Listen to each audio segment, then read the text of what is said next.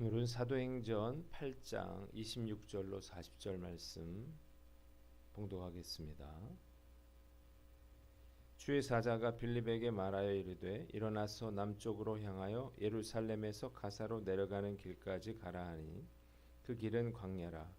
일어나 가서 보니 에디오피아 사람 곧 에디오피아 여왕 간다게의 모든 국고를 맡은 관리인 네시가 예배하러 예루살렘에 왔다가 돌아가는데 수레를 타고 선지자 이사야의 글을 읽더라. 성령이 빌립더러 이르시되 이 수레로 가까이 나아가라 하시거늘 빌립이 달려가서 선지자 이사야의 글 읽는 것을 듣고 말하되 읽는 것을 깨닫느냐 대답하되 지도해 주는 사람이 없으니 어찌 깨달을 수 있느냐 하고 빌립을 청하여 수레에 올라 같이 있으라 하니라. 읽는 성경 구절은 이것이니 일러스되 그가 도살자에게로 가는 양과 같이 끌려갔고 털 깎는 자 앞에 있는 어린 양이 조용함과 같이 그의 입을 열지 아니하였도다. 그가 굴욕을 당했을 때 공정한 재판도 받지 못하였으니 누가 그의 세대를 말하리요. 그의 생명이 땅에서 빼앗김이로다 하였거늘. 그 네시가 빌립에게 대답하여 말하되 청컨대 내가 묻노니 선지자가 이 말한 것이 누구를 가리킴이냐 자기를 가리킴이냐 타인을 가리킴이냐. 빌립이 입을 열어 이 글에서 시작하여 예수를 가르쳐 복음을 전하니 길 가다가 물 있는 곳에 이르러 그 네시가 말하되 보라 물이 있으니 내가 세례를 받음에 무슨 거리낌이 있느냐. 이에 명하여 수레를 멈추고 빌립과 네시가 둘 다 물에 내려가 빌립이 세례를 베풀고 둘이 물에서 올라올세 주의 영이 빌립을 이끌어간지라. 네시는 기쁘게 길을 가므로 그를 다시 못하니라.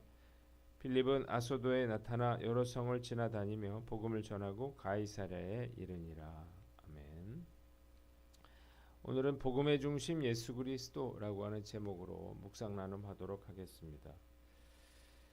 오늘 본문 26절로 40절까지 말씀이에요. 주의 사자가 빌립에서 말하여 이르되 예루살렘에서 가사로 내려가는 길까지 가라 그랬습니다. 먼저 26절로 28절은 성령께서 빌립에게 광야길로 가라고 명하신 그러한 사건이 나와 있습니다. 자, 성령께서 빌립에게 일어나서 남으로 향하여 예루살렘에서 가사로 내려가는 길까지 가라 그랬습니다. 그래서 빌립이 순종해서 그 길로 가는데 에디오피아의 모든 국고를 관리하고 있는 여왕 간다게의 네시를 그곳에서 만나게 됩니다. 그는 예배하러 예루살렘에 왔다가 고국으로 돌아가는 중이었습니다. 그는 마침 병거를 타고 선지자 이사야의 글을 읽고 있었습니다. 두 번째 29절로 40절 말씀, 빌립이 이디오피아의 네시에게 복음을 전하고 세례를 주는 장면이 나와 있습니다. 성령께서 빌립에게 이 마차로 더 가까이 나아가라 그래요. 그러자 빌립이 달려가서 네시에게 당신이 읽고 있는 이 책을 이해합니까? 이렇게 물어요. 그러자 에디오피아 네시는 지도하는 사람이 없으니 어찌 깨달을 수 있느냐면서 그에게 마차로 올라와 나에게 이 말씀을 가르쳐 달라 이렇게 제안합니다.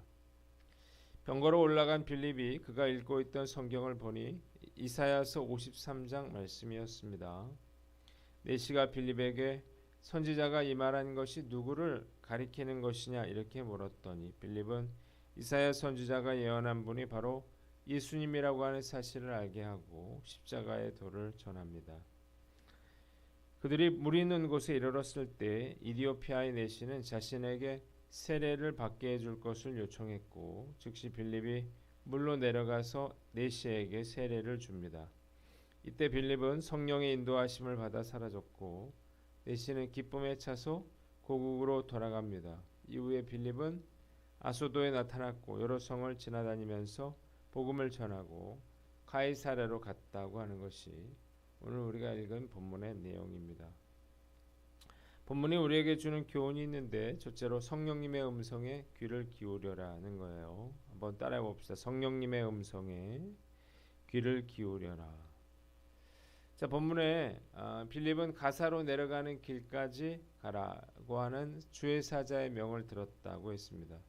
그리고 에티오피아 내시의 수레로 가까이 가라고 하는 성령의 음성도 들었습니다. 자, 그가 이렇게 성령의 음성을 듣는 사람이었다라고 하는 것이 저에게 큰 도전이 됩니다.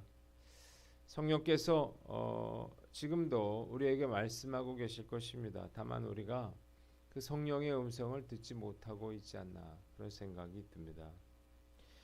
성령님의 음성에 민감하려고 노력함으로 늘 하나님과 동행하려는 삶을 살았던 분 중에 한 분은 YWAM의 예수 전도단이죠. 설립자 로렌 커닝햄입니다. 그는 매 순간 하나님의 음성을 듣고 순종하며 살려고 노력했다 그래요. 하나님 정말 당신이십니까? 라고 하는 책에 그가 어렸을 때 이야기가 나옵니다. 그가 소년이었을 때 그의 어머니는 저녁 식사를 위해서 그에게 심부름을 시킵니다. 그런데 어머니에게는 잔돈이 없었고 5달러짜리 지폐뿐이었어요.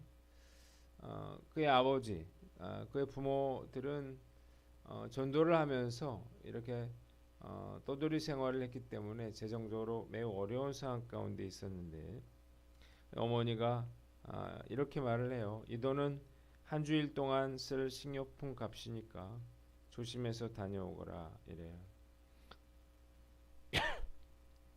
그는 바지 주머니에 지폐를 집어넣고 휘파람을 불면서 가게로 달려갑니다. 우유 2병을 골라서 계산대로 갔는데 돈을 꺼내려고 주머니에 손을 넣었을 때 심장이 멎는 듯 했습니다. 돈이 사라졌기 때문이에요. 바지 안쪽 주머니와 뒷주머니, 윗도리 주머니까지 샅샅이 뒤졌지만 찾을 수가 없었습니다. 그는 우유병을 두고 왔던 길로 되돌아가서 돈을 잃어버렸다고 생각되는 곳에 가서 미친 듯이 돈을 찾았지만 아무데도 돈은 없었습니다. 집으로 돌아간 그가 침울하게 돈을 잃어버렸다 이렇게 말했을 때 그의 어머니가 얼굴이 어두워졌어요. 그 돈은 정말로 그 가족에게 큰 손실이었기 때문입니다. 그렇지만 어머니의 표정이 금세 밝아졌어요. 얘야 이리 와서 그 돈이 어디에 있는지 하나님께서 보여주시도록 기도하자. 그의 어머니는 선체로 손을 내밀어서 그의 가냘픈 어깨에 손을 얹고 이렇게 기도합니다. 주님께서는 그 5달러가 정확히 어디에 숨겨져 있는지 아십니다. 그 돈이 어디에 있는지 우리에게 말씀해 주세요. 그 돈으로 우리 가족이 먹고 살아야 하는 것을 주님께서 아십니다. 어머니는 눈을 감은 채 기다려요. 갑자기 어머니는 그의 어깨를 꽉 쥐면서 로렌, 그 돈은 수풀 아래에 있다고 방금 하나님께서 말씀하셨다. 이렇게 말합니다. 어머니와 그는 즉시 문을 열고 밖으로 나가요. 날은 어두워져서 아무것도 보이지 않았지만 그 어머니는 그 하나님께서 말씀하신 상록수 아래 수풀을 뒤졌고 잠시 후 흥분해서 소리쳤습니다. 그루터기 나뭇바닥에 5달러 지폐가 놓여 있었던 거예요. 그날 저녁 콩과 옥수수빵과 함께 큰 잔으로 우유를 가득 마시면서 하나님을 찬양했다. 이렇게 간증했습니다. 그가 청년의 때 자신을 하나님께 드렸을 때 하나님은 큰 파도와 물결이 전 세계의 대륙을 덮는 그런 환상을 보여주셨는데 이후 예수 그리스도를 믿는 수많은 젊은이들이 일어나서 큰 파도와 같이 세계의 각 나라로 복음을 들고 들어가게 될 거라고 하는 그러한 비전을 보여주신 겁니다. 결국 세계 70여 개의 나라에 YWAM의 지부가 세워지게 됩니다. 이런 간증은 정말 가슴이 뜨거워지고 큰 감동이 되죠. 그리고 정말 부러운 마음이 생깁니다. 엘리제 사장처럼 세상의 것에 마음을 빼앗겨서 아이 사무엘을 통해서 하나님의 음성을 듣는 그런 어리석은 자가 되지 말아야 할 것입니다. 라디오의 주파수를 맞추듯이 우리가 성령님께 포커스를 맞추고 하나님의 음성을 듣기 위해서 노력해야 하는 거예요. 바쁜 목사가 나쁜 목사다 이런 말이 있는데 요즘 너무 바빠가지고 성령의 음성을 듣지 못하고 있는 게 아닌가 하는 그런 두려운 마음이 생깁니다. 잠잠히 주님의 얼굴을 구하면서 성령의 음성에 귀를 기울이는 저와 여러분들 되시기를 주님의 이름으로 축원합니다. 두 번째는 성령의 음성에 순종하라는 것입니다. 한번 따라해 봅시다. 성령의 음성에 순종하라. 성령의 음성을 듣는 것과 순종하는 것은 별개의 일이죠. 하나님의 뜻이라는 사실을 우리가 알았다 하더라도 순종하는 것은 결코 쉽지 않습니다. 그러나 빌립은 성령의 인도하심에 순종했습니다. 첫째, 그가 광야로 내려갔다는 건데요. 자, 성령께서 빌립을 광야로 가라 이렇게 말씀하셨는데 이것은 순종하기 쉽지 않은 그러한 요구였습니다. 지금 빌립이 전도하는 곳마다 많은 열매가 나타나고 있었습니다. 몸이 10개라도 모자랄 그러한 지경이었습니다. 이렇게 많은 기사와 이적을 일으키면서 전도의 열을 올리고 있었는데 성령께서 갑자기 모든 것을 다 놔두고 가사로 내려가라고 말씀하고 계시는 것입니다. 자, 이 길은 광야길이었어요. 누가 그 뙤약볕에 광야에 있었을까요? 둘째로 마차로 가까이 가서 생판 모르는 에디오피아의 내시에게 지금 읽고 있는 것을 아느냐 이렇게 물었다는 것입니다. 모르는 사람에게 말을 거는 것, 병거를 타고 가는 사람에게 말을 거는 것도 쉽지 않고 읽고 있는 것을 아느냐고 묻는 것도 쉽지 않은 거예요. 이게 선 넘는 그런 행동일 수 있는 거죠. 그러나 빌립은 순종해서 광야길로 갔고 성령께서 말씀하신 대로 에디오피아 내시에게 가까이 가서 읽고 있는 것을 아느냐 이렇게 물었습니다. 놀라운 순종의 행동이 아닐 수가 없어요. 그러나 만일 그가 순종하지 않았더라면 에디오피아 내시를 통해서 이방인들을 구원하시려는 하나님의 계획은 큰 차질을 빚게 될 것이었습니다. 성령께서 때로 저에게 상식과 이치에 맞지 않는 그런 요구들을 하실 때가 있습니다. 그러면 정말 순종하기가 어려워요. 만일 저 같으면 하나님 도대체 광야에 누가 있다고 저기에 가라고 하시는 겁니까? 하나님 왜 하필 저에게 이 일을 맡기십니까? 하나님 이런 일은 제가 가장 싫어하는 일이 아닌가요? 이렇게 되물었을지도 모르겠습니다. 자, 내가 하고 싶은 대로 하는 것, 또 옳다고 생각하는 것을 하는 건 순종이 아니에요. 하나님의 시간에 하나님의 방법대로 하는 게 순종이죠. 그래야 하나님께서 계획하신 일들이 차질 없이 이루어지는 것입니다. 오늘 나는 어떤가? 주님께서 나에게 말씀하시는 하나님의 음성은 어떤 것인가요? 내가 이해되지 않더라도 하고 싶지 않더라도 하나님께 순종함으로 하나님의 귀하신 뜻을 이루는 저와 여러분들 되시기를 주님의 이름으로 축원합니다. 세 번째는 복음 전할 기회를 놓치지 말아라는 것입니다. 한번 따라해 봅시다. 복음 전할 기회를 놓치지 말라. 자, 이 내시는 에디오피아의 모든 국고를 관장하는 큰 권력을 가진 사람이었습니다. 당시 재무장관에 해당했는데 그가 어떻게 하나님의 말씀을 알게 됐는지를 알 수 없지만 그는 신앙에 열심이어서 예루살렘 성까지 찾아와서 예배를 드릴 만큼 그렇게 믿음을 가진 사람이었습니다. 사실 이 내시는 고자잖아요. 그래서 유대인의 성회에는 참석할 수가 없었습니다.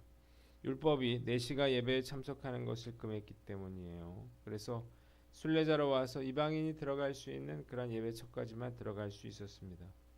이렇게 성회에 참여하지 못하면서도 먼 길을 순례하며 예루살렘까지 온 것으로 봐서 이 내시의 신앙이 정말로 진지했다는 사실을 알게 됩니다. 그는 심지어 자신의 병거 위에서도 이사야 선지자의 말씀을 읽었습니다. 안타깝게도 그는 이 성경을 읽어도 이해할 수가 없었습니다. 가르쳐주는 사람이 없었기 때문인데 하나님 보실 때 이 내시가 얼마나 기특했을까요? 그래서 하나님은 바쁜 빌립을 광야로 보내셔서 그에게 복음을 듣도록 허락하신 것입니다. 그는 참으로 하나님께서 택하시고 예비하신 자였습니다. 이런 일들은 정말 저도 많이 경험했어요. 우리 교회가 이렇게 세워졌기 때문이에요.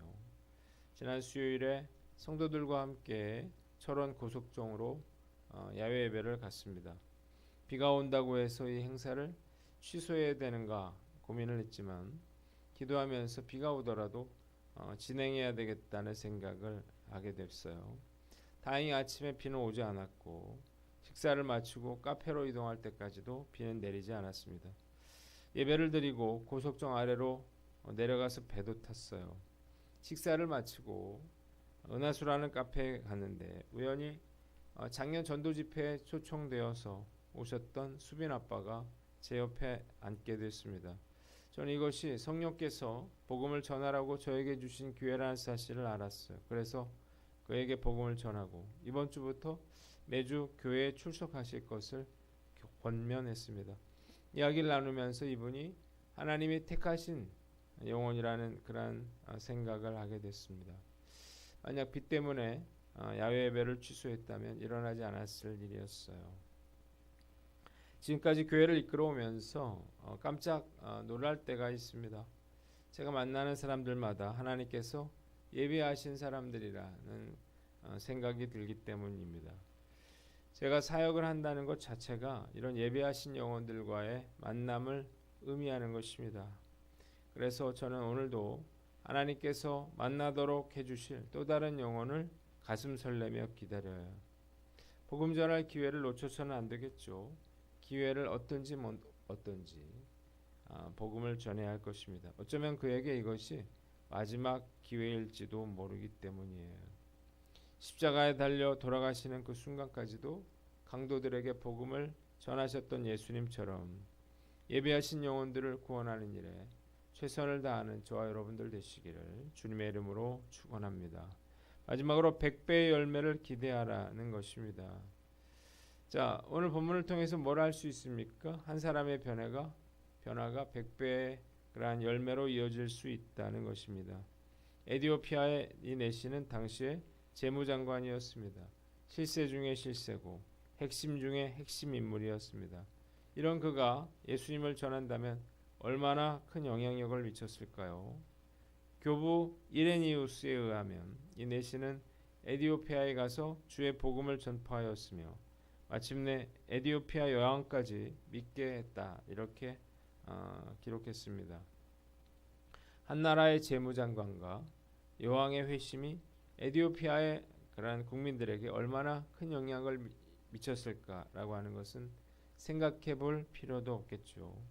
한 알의 씨앗이 100배, 1000배의 열매를 맺게 된다고 하는 주님의 말씀은 진리의 말씀이 아닐 수가 없습니다. 한 사람의 힘은 우리가 상상하는 것보다 훨씬 더 큰 거예요. 이 확신을 가지고 한 영혼을 구원하는 일에 최선을 다하는 저와 여러분들 되시기를 주님의 이름으로 축원합니다.